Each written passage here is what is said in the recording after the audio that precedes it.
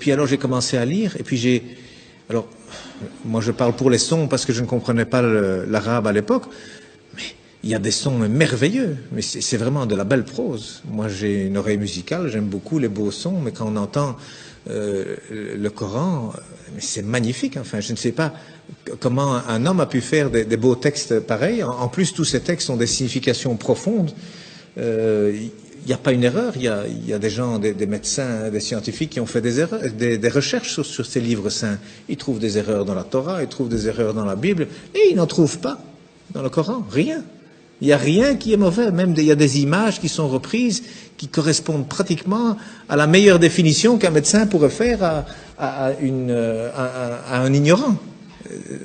Donc c'est des choses merveilleuses qu'il y a dans le Coran.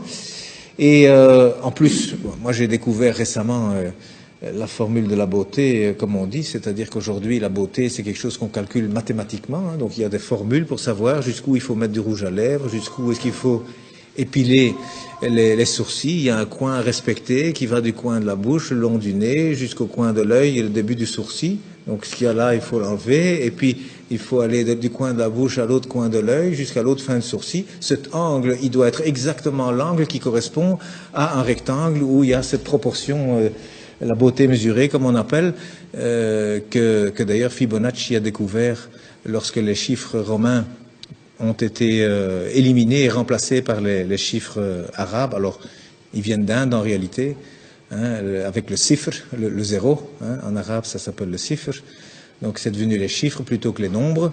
Et puis Fibonacci l'a découvert avec ces chiffres, c'est formidable, on peut faire des calculs infiniment grands, et puis avec la virgule infiniment petit. Et il a découvert comme ça que la pyramide de Khéops, le Parthénon, enfin tous ces beaux bâtiments, même en Italie, il a découvert qu'il y a toujours la bonne proportion. Même les peintures, il a découvert que toujours c'est au même endroit que doivent se trouver le centre du tableau. C'est pas au centre, hein, non, c'est quelque part 1 sur 1,618. Donc il y a des proportions. Eh bien aujourd'hui on retrouve, la Mecque se retrouve sur la terre aujourd'hui. Hein, lorsque vous avez 1 et 1,618, eh bien cette ligne, elle passe à travers la Mecque, à travers la Kaaba, au mètre près.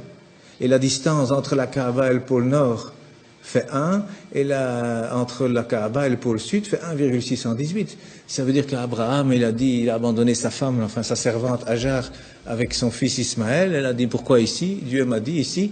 Donc il semble qu'aujourd'hui, c'est par rapport en tout cas, et c'est même lié au village de Greenwich, qui a servi à dessiner la carte de cette terre, hein, parce que le milieu c'est Greenwich. Eh bien, c'est considéré là comme le centre de beauté que tous les peintres utilisent aussi. D'ailleurs, depuis Leonardo da Vinci, il a dessiné des tas de choses. Vous savez, le corps, 1,618. Le nombril, il est à 1 mètre du sol. La taille idéale, c'est 1,618 m. Donc, il y a plein de choses. Les dents même, la dent du milieu, elle fait 1,618. À côté, elle fait 1. La bouche, elle fait 1,618. Le nez, il doit faire 1. Et il y a des chirurgiens esthétiques aujourd'hui qui utilisent ces mathématiques pour corriger les visages. Eh bien, il y a un verset qui contient la Mecque dans le Coran. Hein, eh bien, le verset, il fait 47 lettres, divisé par 1,618, ça fait 29. Pile poil le début du mot Mecca. Enfin, c'est un bas de Becca, mais c'est pile poil à cet endroit-là. Donc, je veux dire, quand on découvre des choses comme ça, et il y en a encore, hein, dans le Coran, il y a des vérités comme ça mathématiques, on se dit, c'est quoi ça? C'est pas un homme, il n'avait pas d'ordinateur, hein, le prophète, il n'en avait pas, c'est sûr, c'est certain, ça c'est vraiment une vérité, on n'a jamais rien retrouvé d'informatique à l'époque, c'est sûr. Et ça a déjà été testé, à mon avis, 1 million de fois. Ça fait partie de la science exacte. Mais cet homme, d'où est-ce qu'il a cherché ce texte? Il y a plein de choses comme ça. Alors le premier message, d'ailleurs, il faisait 19 mots. Le premier message faisait 19 mots, Bismillahirrahmanirrahim, fait 19 lettres. Il y a 6 fois 19 sourates, il y a 142 fois 19 le mot Dieu dans le Coran, il y a 3 fois 19 fois le miséricordieux dans le Coran.